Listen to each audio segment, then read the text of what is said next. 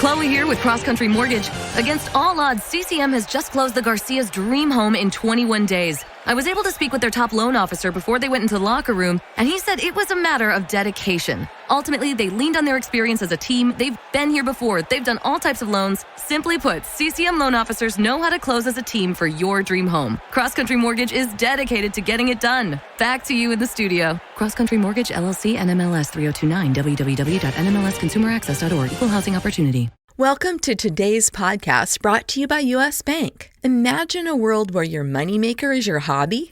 Well, you won't have to. U.S. Bank takes pride in being the extra push people need to turn their dream job into reality. With friendly advice, setting realistic goals, and being there, supporting them with every step in their journey, just like a friend or partner would. It's time to turn your side gig into something bigger. U.S. Bank. We'll get there together. Now let's tune into today's episode. Hey everybody, this is Sam with Pro Wrestling Overtime. And yes, I know I haven't been around a lot this week. Been trying to catch up and really get back in the swing of things. Meant to get you guys a predictions podcast on Impact Wrestling's Turning Point last night. Really kind of enjoyed it. I know a lot of people seemed like they were a little bit disappointed.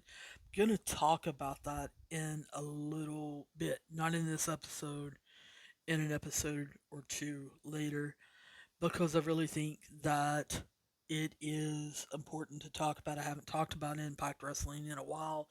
Seems like I've been stuck on WWE. Hopefully, after today, I will get more back into AEW, GCW.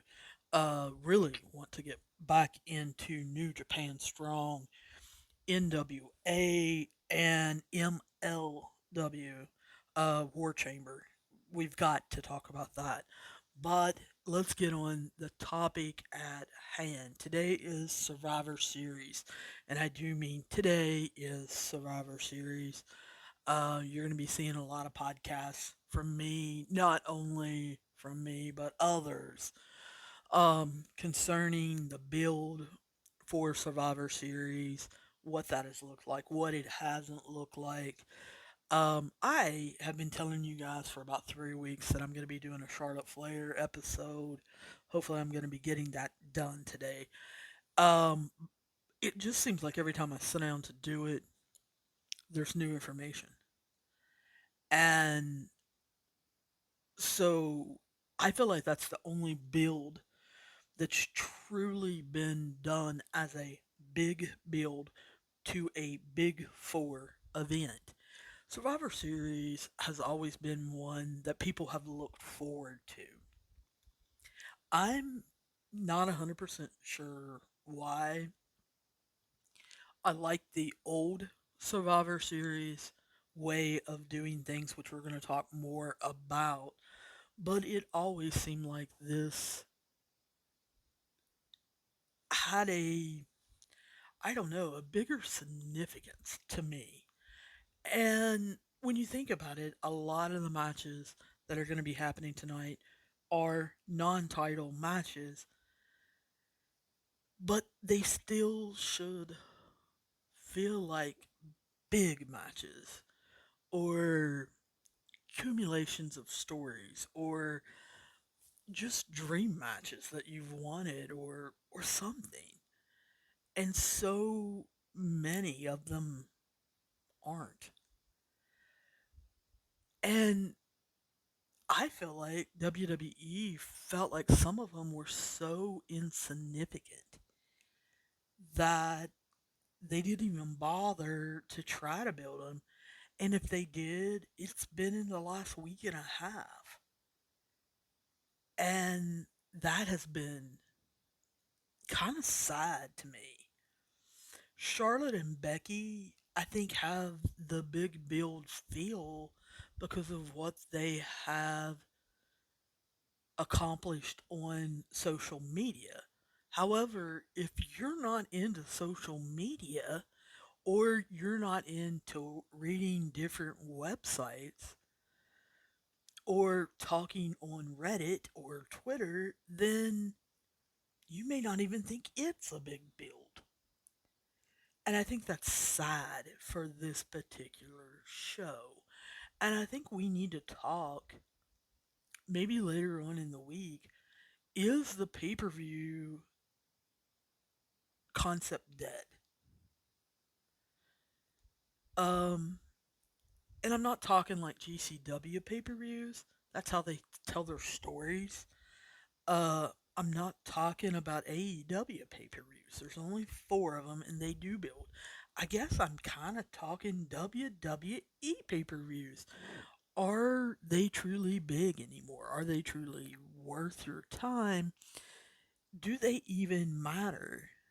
Especially when you think about it, tomorrow night on Raw, they're going to tell you exactly what happened tonight.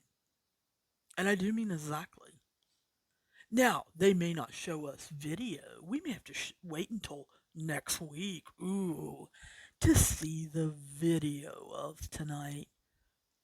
But when you think about it, you're going to see their little snapshots that they show one after another, which might as well be video.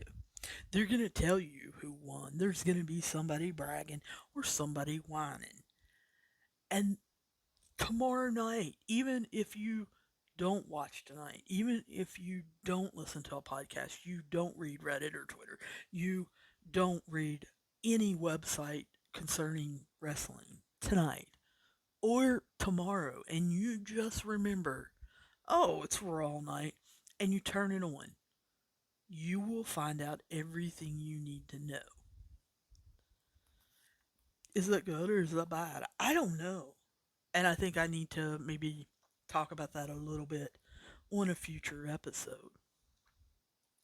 However, today's Survivor Series day. So let's talk just Survivor Series and what we think of the card, each match. I'm going to give some predictions. I want you guys to feel free to write me with your predictions. You guys can catch me on Pro Overtime. That's two O's, Pro Overtime on Twitter. I will be putting this podcast up there and comment right under it. Let me know what your predictions are for each match and why. If you guys want to write me an email so that it can be longer, Twitter limits you. I am at ProWrestlingOT at gmail.com. I will be more than happy to read your emails and to talk about them in a future episode if you give me permission to. Because I would like to see where you stand on some of these matches. I'd like to hear what you want, where you were disappointed, what you would do differently, or what you absolutely love.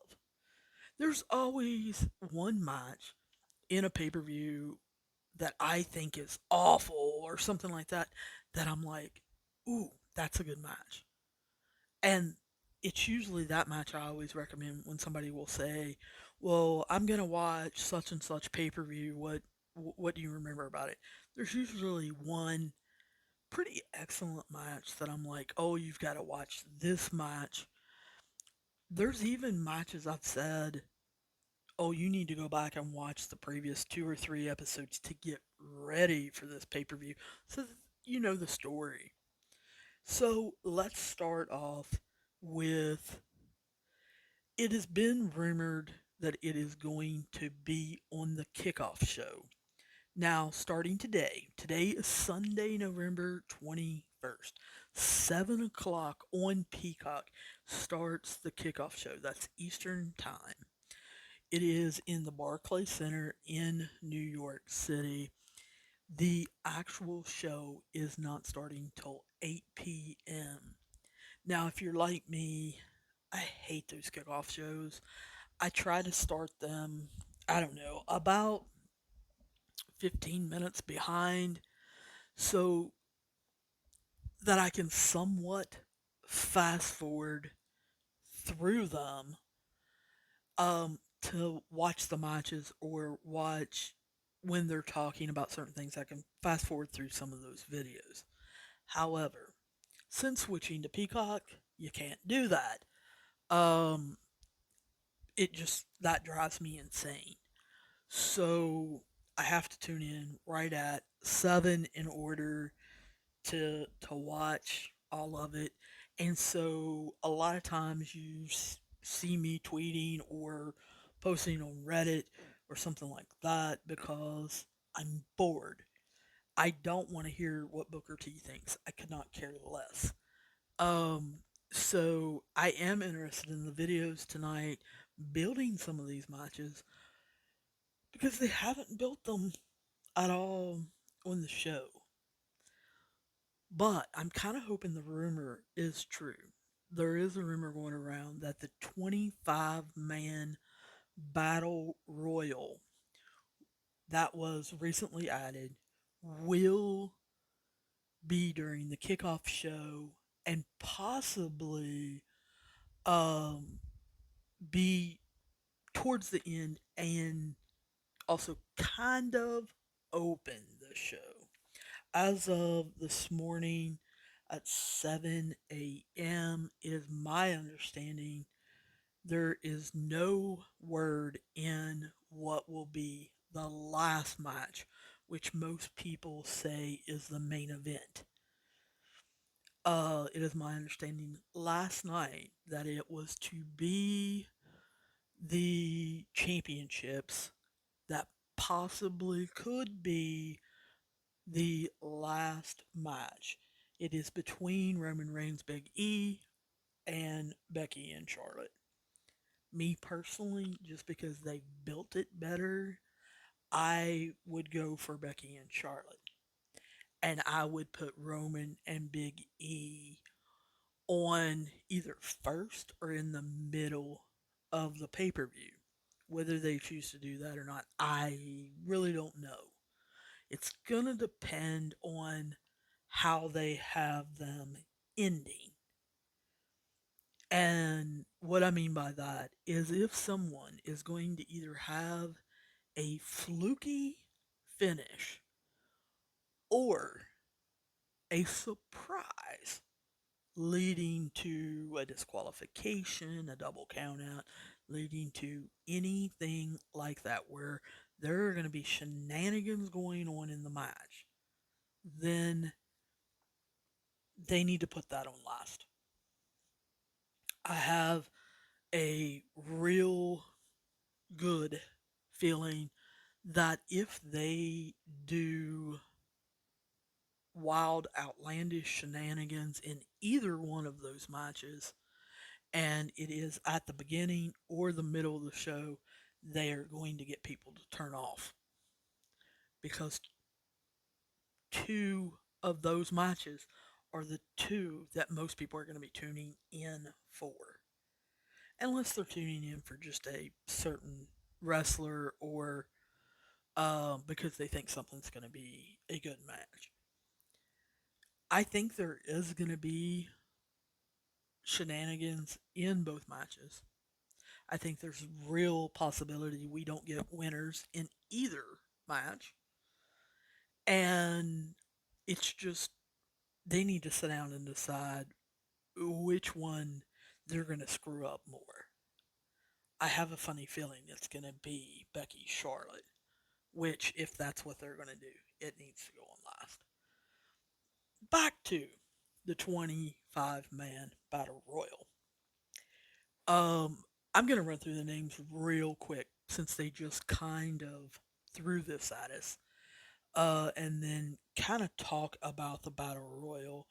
You've got AJ Styles, Apollo Crews, Cedric Alexander, Cesaro, Chad Gable, Commander Azeez, Dolph Ziggler, Drew Gulak, Jinder Mahal, the Los Lotharios, which I'm probably not going to call them that based on Lothario and what that actually means, but it's Angel Garza and Humberto Carrillo, Mansoor, Almost, Otis, R-Truth, Ricochet, Bobby Roode, Sami Zayn, Shanky, Shelton Benjamin, the Street Profits, which is Montez Ford and Angelo Dawkins, T-Bar, and the Viking Raiders, Eric and Ivar. I find it very interesting the tag teams that they named together and the tag teams they didn't. Now, what do I mean by that? That was the very first thing when I saw this list jumped out at me. They do have actually the Los Lotharios together. They have the Street Profits together. They have the Viking Raiders together. They called them by their tag team names. However, you also have Chad Gable and Otis, who are the Alpha Academy. They are not listed under the Alpha Academy. They are listed as two separate wrestlers, as are Dolph Ziggler and Bobby Roode. They are not listed under the Dirty Dogs. They are listed under their separate names. Two others that are always together is Apollo Crews with Commander Zed. That is almost always how they are announced and how they come out. However, they are listed as two separate names. Same thing with AJ Styles with Almost. Now, they have since became a tag team, had the belts, all of that. But that's usually, you know, how they are announced. AJ Styles with his Colossus Almost. Almost does not have Colossus anywhere near his name, and they are not listed together. Another thing that stands out to me is Veer. Veer, who got his own promo on, was it Friday? I think, I know it was on Friday. It may have even been on Raw. Anyway, Veer got a last name. Veer got a promo, and Veer got a I am coming type picture, yet is not listed in the 25 battle royal. Does that mean he will be a surprise? I don't know. I am throwing it out there though. Now, who should win this battle royal? Who should win it based on being the best is either Cesaro or AJ Styles. Um, that's a no-brainer when you look at this, which means they're not. Because WWE doesn't usually allow um, people who are the best in these kinds of situations to win. Who should win it? Who deserves this bragging right, this title, this whatever you want to call it, this push is what I want to call it. Number one should be Almost. Number two may surprise you. I think it should be Montez Ford. I Even though he is not listed separately, he is listed as a member of the Street Profits. I think he has what it takes with Angelo Dawkins' help of eliminating some people today. I think he could get a strong push out of this.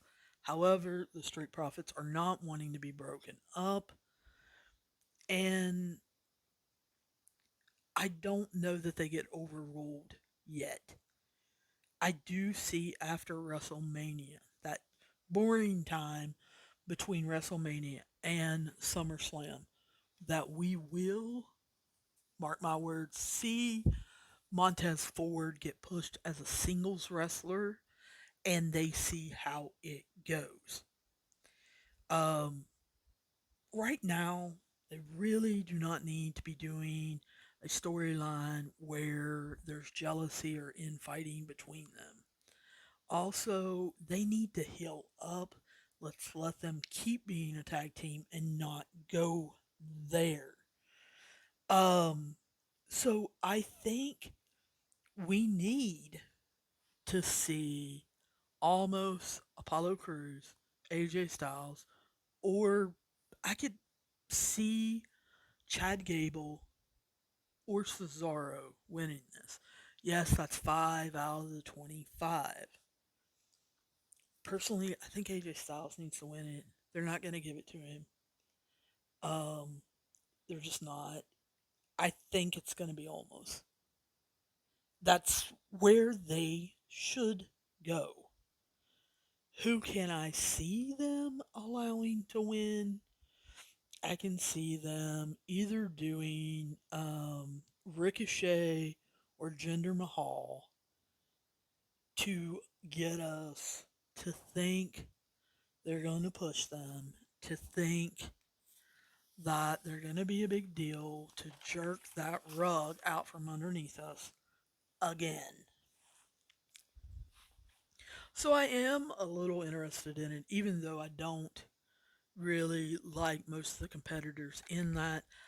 I like how people came out yesterday and said, hey, I don't think that you should be calling out people who may lose their jobs in the future. Well, I think you should. And people are like, you're against people, certain people, and you want them to lose their jobs. It's the holidays. No, no, no, no. That's not what I'm saying. I don't want anybody to lose their jobs.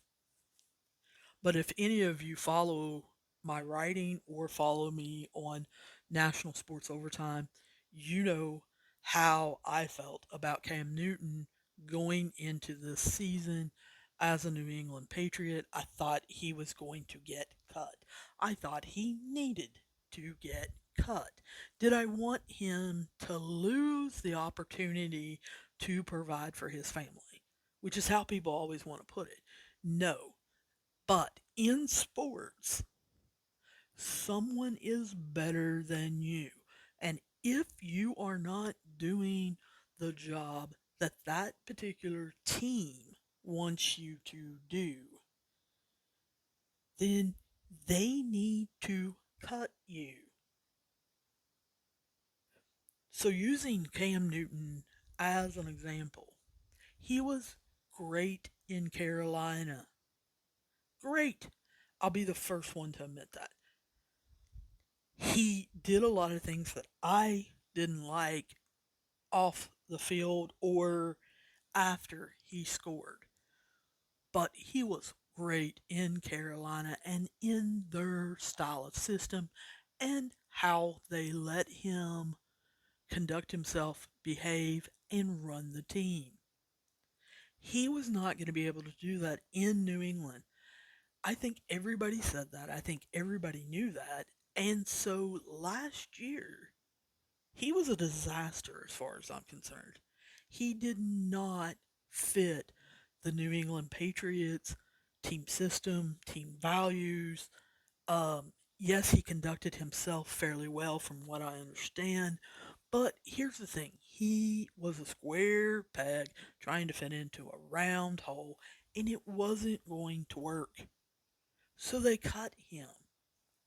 So when I say, hey, this person needs to be cut, it isn't because I think they suck. It isn't because I'm not rooting for them. It's not because I want them out of wrestling. It's like sports. I want them to be traded to a different team. I want them to be waived. I want them to be cut so they can be picked up by another team that is better for them.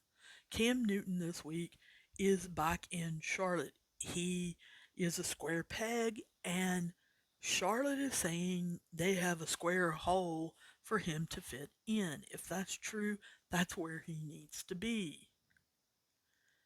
Guys, flat out, Adam Cole, where NXT was going and what they have available on the main roster in WWE, He wasn't going to fit in any of their holes.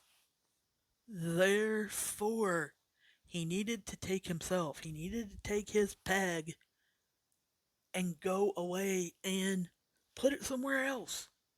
And he did. He went to AEW. We're seeing him shine. So when I say more cuts are coming, no, it's not because I want people to lose their jobs. Although there are people that are very good wrestlers that we either are not seeing or we're not seeing being put in the right hole for them to shine. And if they were allowed to be released and go elsewhere, then they will shine. And I'm going to use one example that I know is going to happen, and that is Blake Christensen.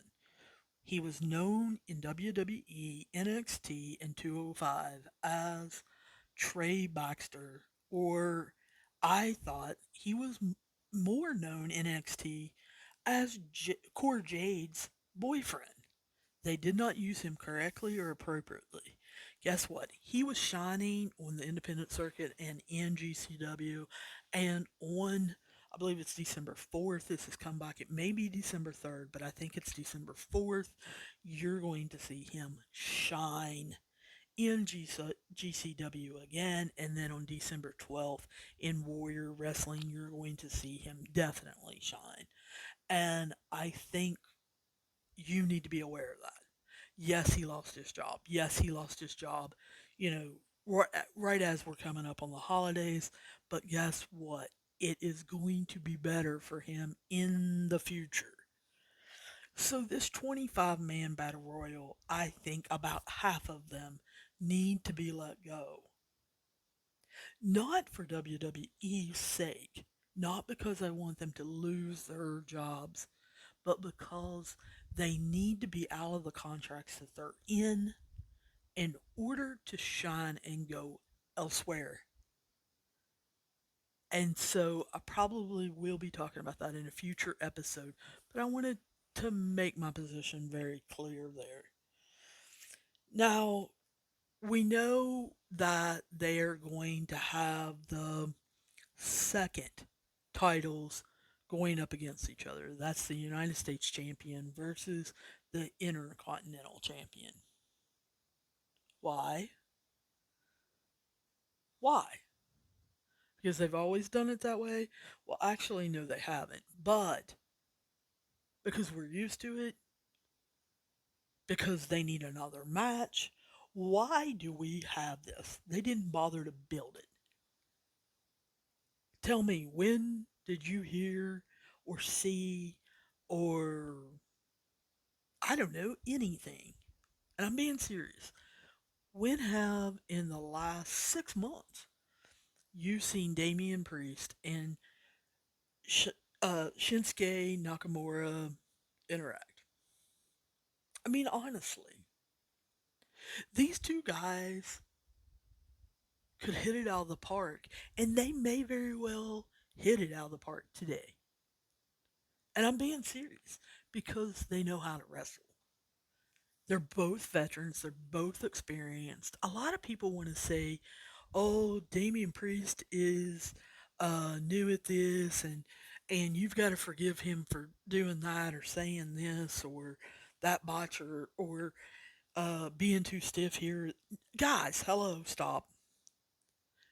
Yes, Damian Priest may be a new character to you, but Punishment Martinez has been around forever. He is a true veteran wrestler that knows exactly what he's doing. Come on. Shinsuke Nakamura should not be new to you because he's been in the WWE forever. But before he was in WWE, he was one of the top 10 wrestlers in the world and was a superstar in Japan, and that's why there was a bidding war.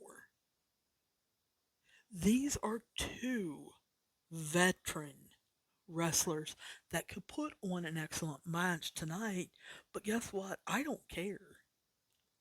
I have told you guys before, if you want to tell me this is a wrestling match, just enjoy it, then I will. But see, WWE never tells me that. They tell me their storylines. They tell me I need to trust them on storylines, that this means something bigger. Blah, blah, blah, blah, blah, blah, blah.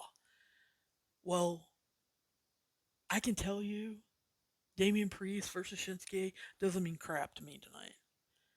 There's no storyline. I kind of looked. There wasn't even a. Chloe here with Cross Country Mortgage. Against all odds, CCM has just closed the Garcia's dream home in 21 days. I was able to speak with their top loan officer before they went into the locker room, and he said it was a matter of dedication. Ultimately, they leaned on their experience as a team. They've been here before. They've done all types of loans. Simply put, CCM loan officers know how to close as a team for your dream home. Cross Country Mortgage is dedicated to getting it done. Back to you in the studio. Cross Country Mortgage, LLC, NMLS 3029, www.nmlsconsumeraccess.org. Equal housing opportunity. Is that Dunkin's new holiday blend coffee? Sure is. Because sometimes the holidays just call for Dunkin'. What's in it? A spark of holiday spirit? A cup full of holiday cheer? Your very own holiday shopper? Actually, all that. And notes of molasses and dried fruit. Just the warming blend I need for that holiday hustle. Sit through the holidays with the $2 medium holiday blend coffee at Dunkin'. America runs on Dunkin'. Participation may vary. Limited time offer. Exclusions apply. Storyline between them when Shinsuke was in Japan or when Damian Priest was Punishment Martinez. There's nothing here. How are they going to make this interesting? I have no clue. Why they're putting this match on, I have no clue. This should be the kickoff match. Now, will Rick Boogs get involved? You know what? I almost don't care. I think he's a waste of time. He's a waste of airtime. Yes, I know Pat McAfee loves him. I don't care. I love Pat, and I agree with him about 90% of the time. But on this, I don't care. Shinsuke does not need a funny man by his side. But for some reason, the Big Four think he does. Guys, Shinsuke can handle his own, and he speaks English. I don't want to watch this match, even though in my head I know how good it can be. I have no desire to see it. I really don't. Now, are they going to surprise us? I sure hope so. I hope that somebody comes out there, challenges them, gets involved, pops up through the mat, parachutes down from the ceiling. I don't care. I hope something makes this make sense, or they get involved to start something with someone. Make me care about this match. I don't think they will, and I don't think they can. So let's just go ahead and move on. Now, tag team.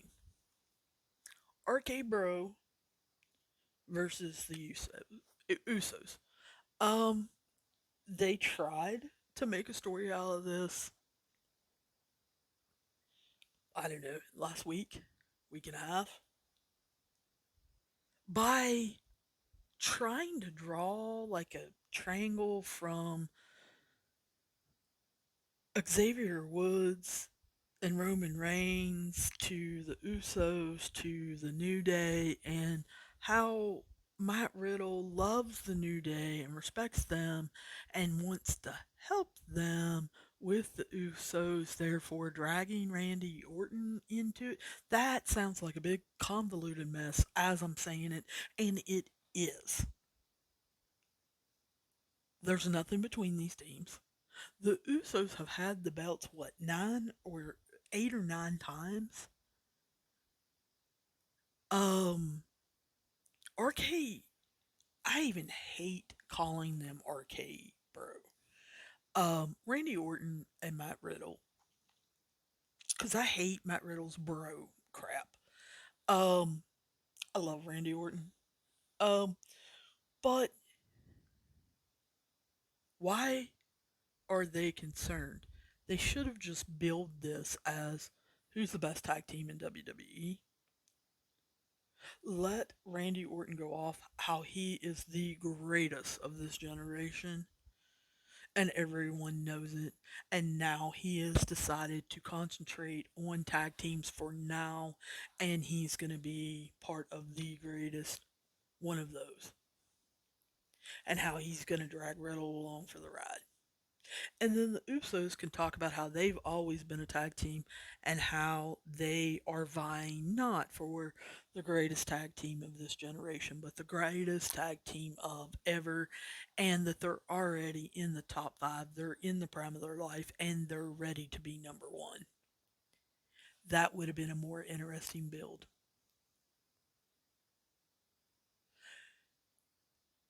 Having them get involved with the New Day doesn't ring true because Randy Orton would like nothing better than to beat Big E for the championship, and he would like nothing better than to beat the garbage out of the New Day. He has no love for the New Day. He may respect them, but he does not have any love for them. So it doesn't ring true that he would go up against the Usos for that. And WWE is trying to make us buy this. I think this has the potential to be a good match, though. All four are very good wrestlers. I hope they're allowed to show that. However, we all know how Vince doesn't really seem real concerned or care a lot about tag team wrestling. So, what this is, I think this will be held after the men's and women's Survivor Series matches. And I think this has already been circled on Vince's little piece of paper because we all know he's not using a computer or his phone. But it's been circled on his little piece of paper as a cut match. It's probably scheduled for 20 minutes right now. But he knows if anything goes over in the schedule, he'll cut 5 minutes from it. He'll cut, 3 more here. And so you may be looking at this tag team match only being like 8 minutes. This is their cut match tonight because Vince doesn't enjoy tag team wrestling. Could be a good match, but I bet you it gets cut short. Now, let's talk women's Survivor Series match. What do we think of this match? I'll tell you what I think of it. It's SmackDown versus SmackDown. Yeah, I know. Some of you just went, say what? It is. Think about it. The Raw team, Bianca Belair, she came from SmackDown a month ago. Liv Morgan from SmackDown a month ago. Carmella from SmackDown a month ago. Zelina Vega from SmackDown a month ago. The only person on Raw that has been on Raw regularly that we have cared about is Rhea Ripley.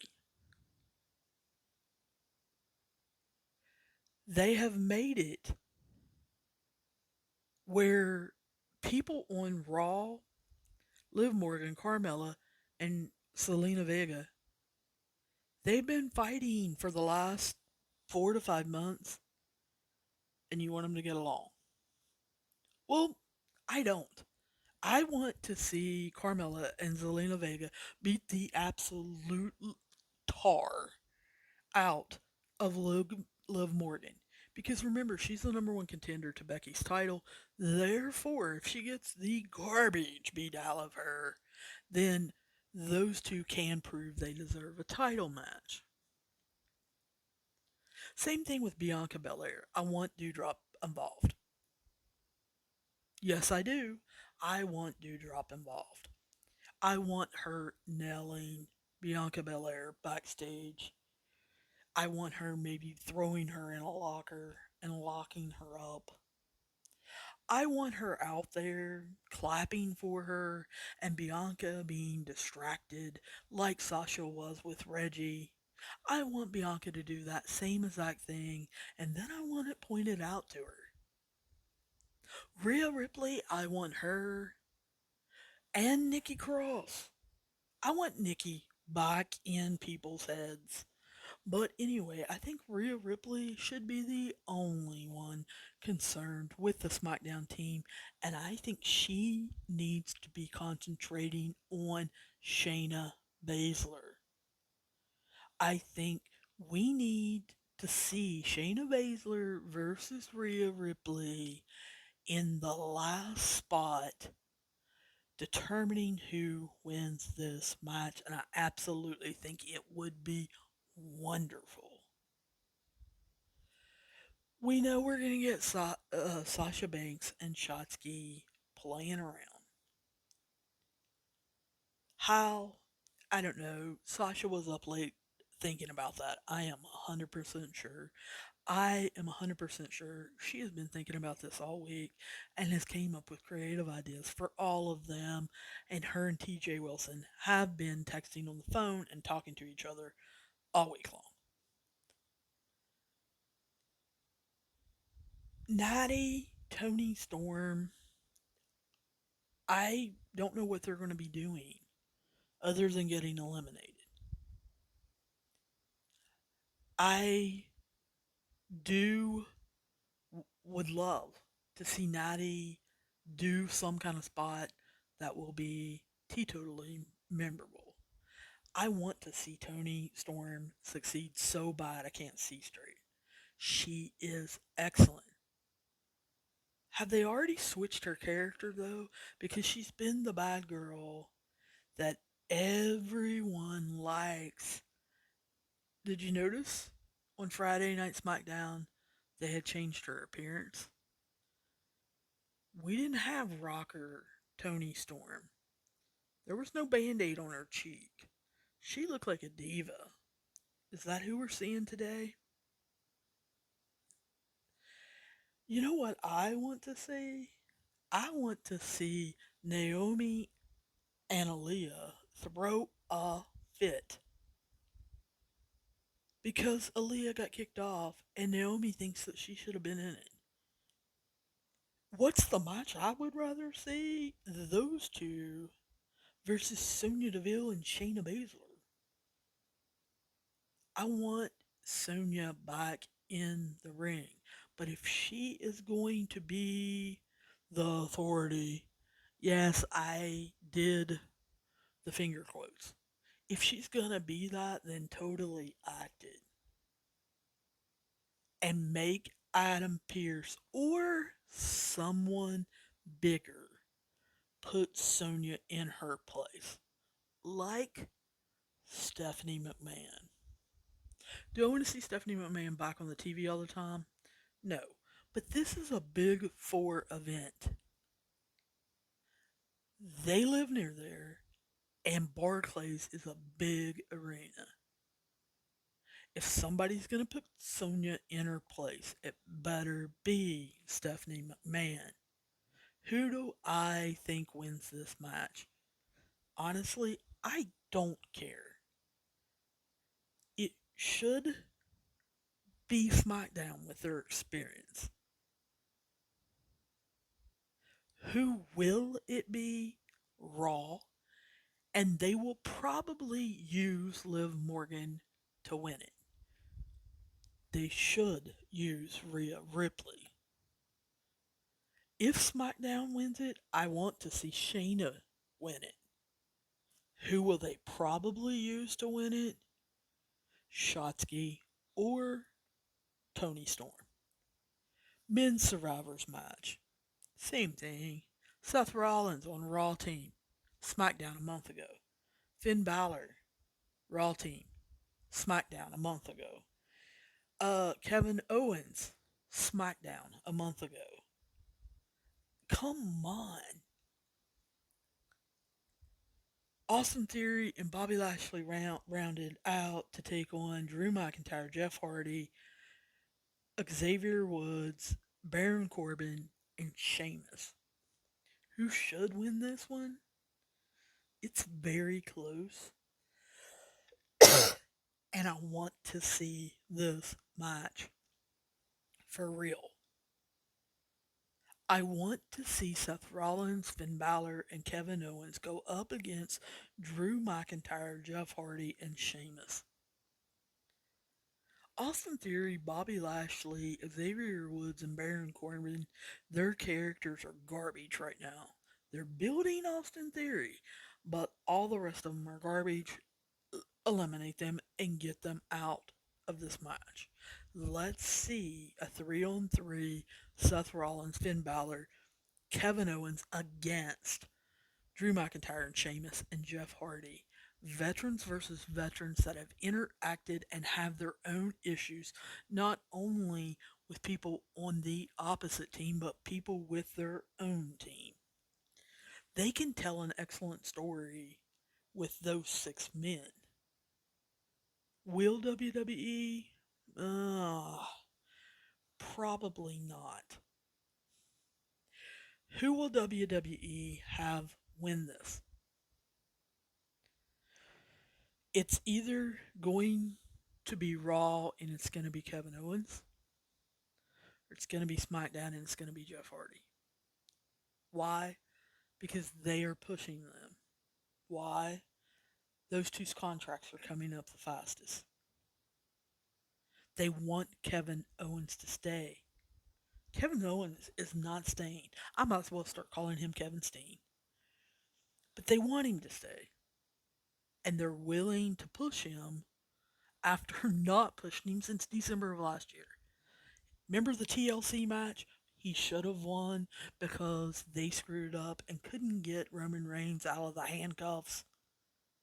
They should have went with it. They should have made it reality based and called it and allowed Kevin Owens then and put Roman Reigns as a heel, as the bad guy chasing him that was showing up around every corner, and then took it right back off of him. But it would have been memorable. WWE would have done something reality based. They screwed that up, and Kevin Owens basically disappeared. Now, all of a sudden, because they want him and they want to prove that they can push him, guys, Kevin Owens already knows they can push him. But he also already knows they won't. Who do I think wins this? I think they have Raw win it, and I think they have Raw do it with Seth Rollins. Who should win this should be Sheamus for SmackDown. We'll have to wait and see. Then we have the championship, the men's championship. Roman Reigns versus Big E. Who should win this? Honestly, I don't care. I don't care about this build. They haven't built it. Big E a month ago was on SmackDown. They didn't build it then. Yeah, they gave Big E the second title on SmackDown. But they made him fight with Apollo Crews for months. And no one really cared. You expect them all of a sudden, because people went wild when he won his first championship, to all of a sudden care that he's going up against Roman Reigns? They're not. Everybody knows going into the night, Vince isn't going to let Roman Reigns lose. He hasn't lost in forever. They don't want him to lose. They want him to be bigger than life. The only problem with that, it makes it boring. So, in this match, it's not whether or not Roman wins, but how he wins. And do the Usos get involved? Does Xavier Woods get involved? Does Brock come out and get involved? I don't think Brock does, because I think they don't want to pay him. He gets more if he shows up at a pay-per-view He gets even more if it's one of the big four. This is a big four, and I don't think they pay him. Everybody's hoping The Rock shows up tonight. Guys, get your heads out of the clouds. WrestleMania 38 in Dallas is not having The Rock. And I have been telling you that for 6 to 8 months now. So, I think Roman Reigns wins. I think it will be by disqualification. Yes, I think Xavier Woods gets involved because I think that's the storyline they're going to continue on SmackDown. Yes, I think the Usos get involved. Could I see Randy Orton getting involved? Yes, I very well could. To start Big E versus Randy Orton as the throwaway storyline for December. But this is Roman Reigns. The women's match, who I think will go on last, is Becky versus Charlotte. Oh, the one thing that I've wrote down that I want to clear up for all you Bayley fans, Bayley's not showing up tonight to wrestle. Yes, someone pointed out on her Instagram stories that disappear after 24 hours. Some of you took the screenshot. I know, I've been sent it a couple different times that she confirmed Survivor Series. Look at your screenshot again. She did not. She confirmed the Ultimate Survivor Series, which is something they are showing on Peacock.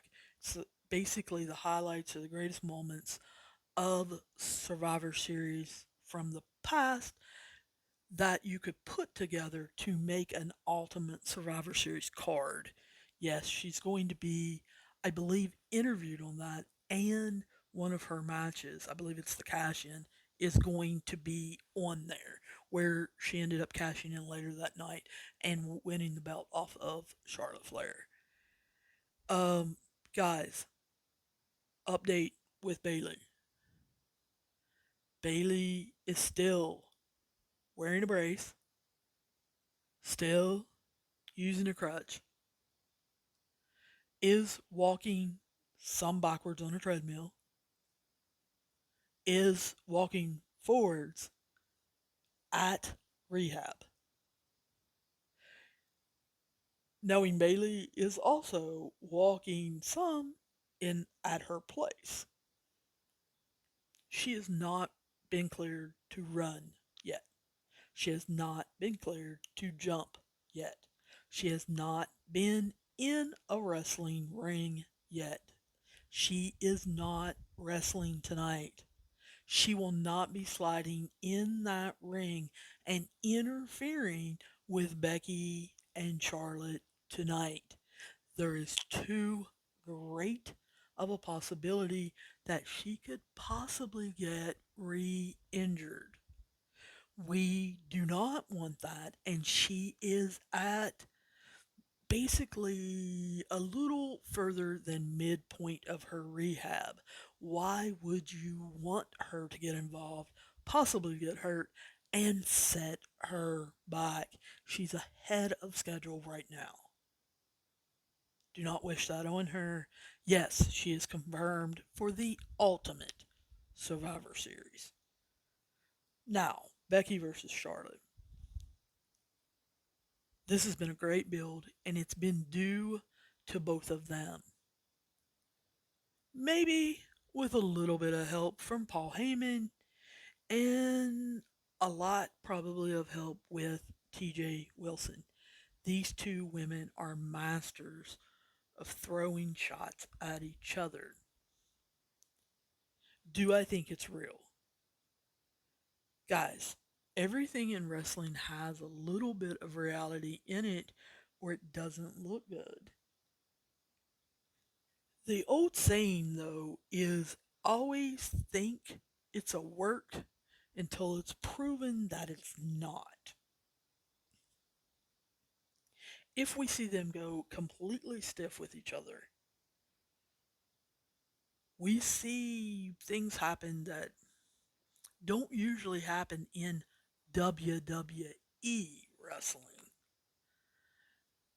And this look like more of a GCW match, then you know what? I'll be the first one to come on an episode about this match and tell you it was a shoot. It was real.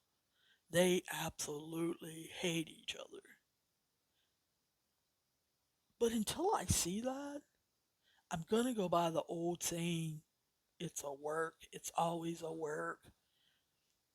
But I do believe there's a little bit of reality in it. I hope we get to see a good 15 to 17 minutes of them putting on an excellent match. But like I said at the beginning of this episode, I think there are shenanigans. And by that, I think someone gets involved. Now, who does everybody say? Sasha? Well, yeah, that's the predictable, obvious choice. And if WWE wants to take the easy way out, that's exactly who they'll do. They'll have Sasha come out and try to waylay both of them in order to plant seeds that she could go for any of them. I've seen one or two people say Tony Storm. Yeah, I guess. I'm not going to rule it out. Haven't heard it, haven't even considered that a possibility.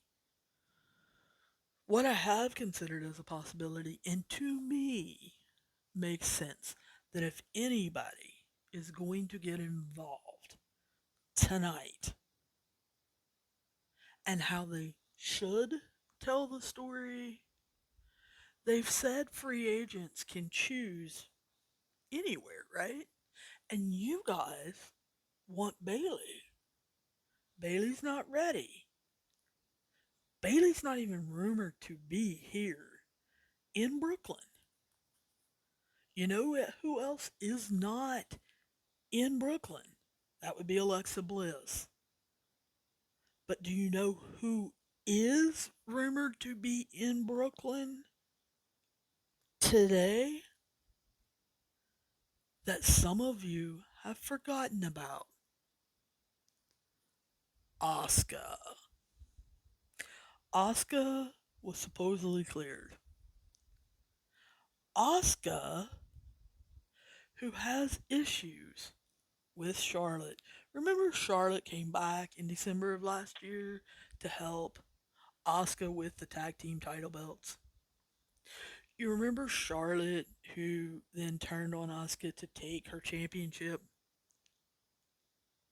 Yeah, that would be the Asuka Charlotte thing that wasn't really situated because of Shayna kicking Asuka's tooth completely out of her head and giving her a concussion.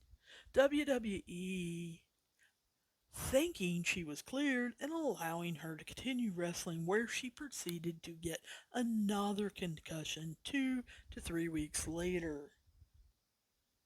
Asuka then got injured on another part of her body and has been off healing and rehabbing. It is also the same Asuka that in May of last year at Money in the Bank won, and instead of being given a briefcase, was given the briefcase with the belt in it from Becky Lynch. So Asuka comes back tonight to help Becky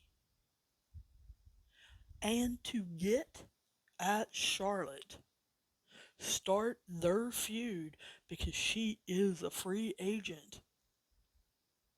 And she announces for SmackDown tonight. And we see her Friday. And Toni Storm blows a gasket on Friday night. And all of you throw a fit tonight saying, what about Sasha?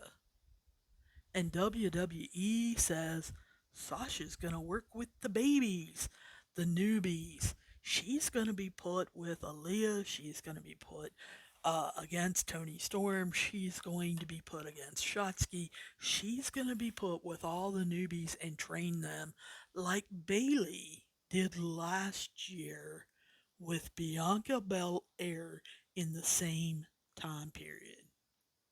Don't be shocked if you see Toni Storm win the Royal Rumble.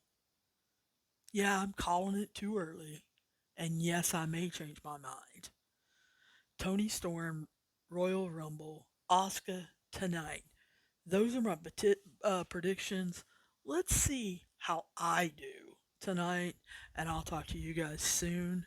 And hopefully, I'll see at least some of you down the road.